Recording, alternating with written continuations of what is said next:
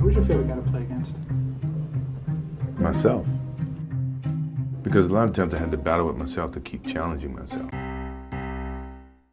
There's a story of a young Celtic warrior. And when this young Celtic warrior turned 14, his father said, "You've got to become a man.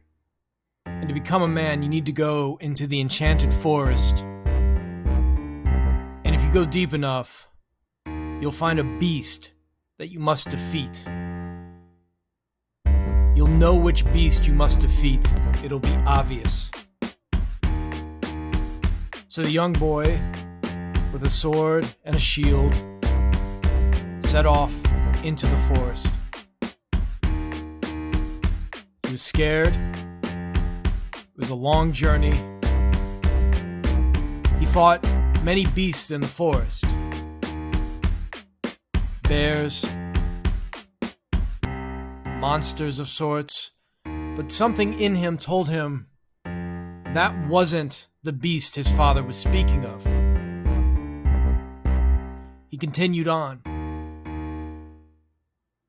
And one day, just before dark, he came to a pond in the middle of the woods.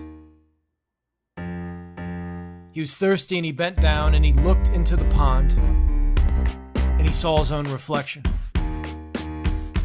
And when he looked up, across from him were 100 versions of himself.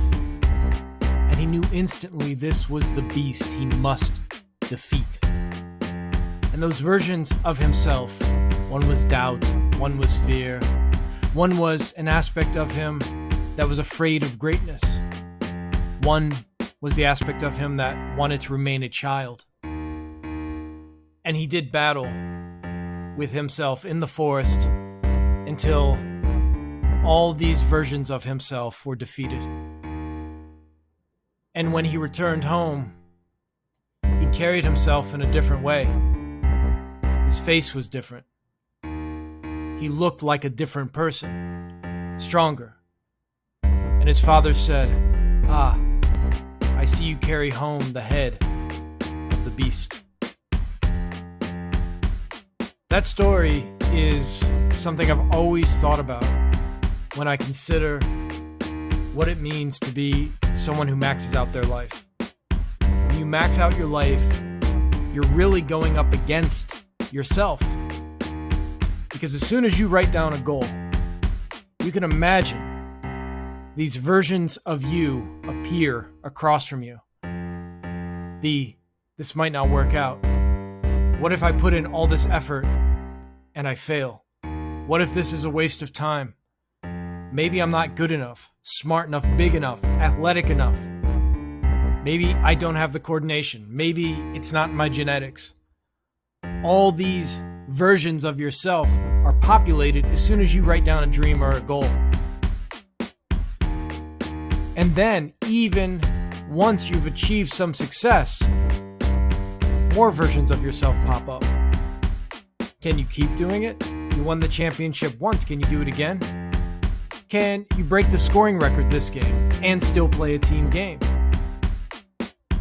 Really what you're doing, and the reason I love life, is because every day is a challenge against yourself.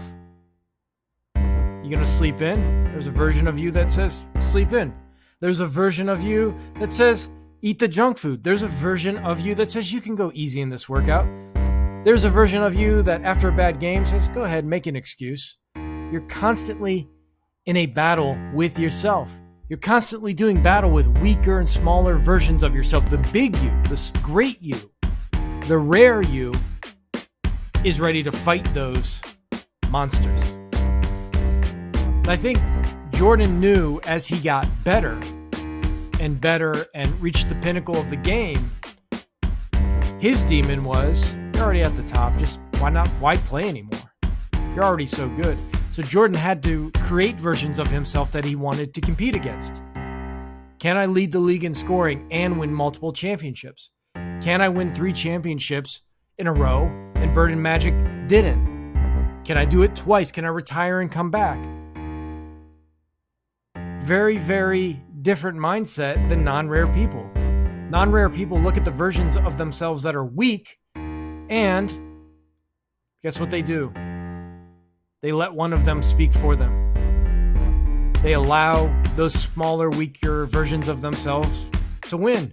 I see it all the time. I see guys who make a plan to wake up and work out, and the version of themselves that says, you can sleep in. Well, here's the thing. Once you let that you can sleep in version of yourself win, it tends to keep winning. You can always change it around, pick up the sword and slay that version of yourself, but very few people do. You got to understand that setting goals, wanting to do something, yes, there's competition out there, but when people say it's about changing who you are, when they say, really, it's all about you, what they mean is there are versions of yourself that are average and ordinary.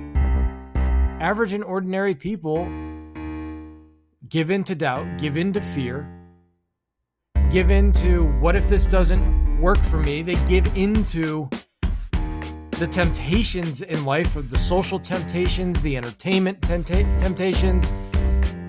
It's very easy to sit down and watch Netflix till 2 a.m. It's very hard to stay up till midnight and then wake up at 6 a.m. and work on your craft. But every time you do, you're slaying that weaker version of yourself. I want to end with this. It's my favorite play. It's Cyrano de Bergerac. And at the end of his life, he's been hit in the head and he's dying. He's bleeding. And he's losing blood and he's getting a little woozy and he's starting to see things from the other side. And his whole life, all he has done is fight. He's a swordsman. He's a military man. And he's great with his pen. He says, my life is about fighting and writing. And all of us have that in us. Your life is about entrepreneurship and spirituality, whatever it is. Well, anyways, at the end of his life, he pulls his walking stick. He's an old man. He starts to hallucinate the enemies that he's battled his whole life. And those enemies are fear and cowardice. That battle goes on all the way till the end of life. We're always competing against ourselves.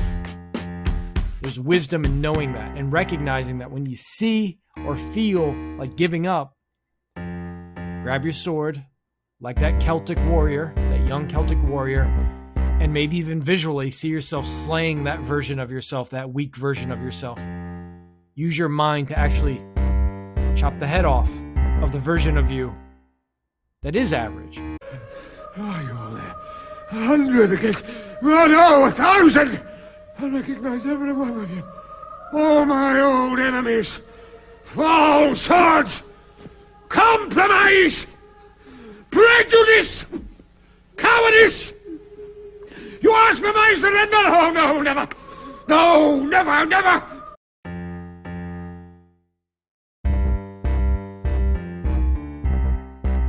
Growing up, I was always interested in the mental game.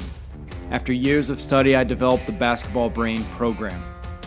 My life is devoted to helping others achieve their greatness. I hope you'll like, subscribe, and if you take a chance with the Basketball Brain program, I promise you your game's going to reach levels that you never thought possible.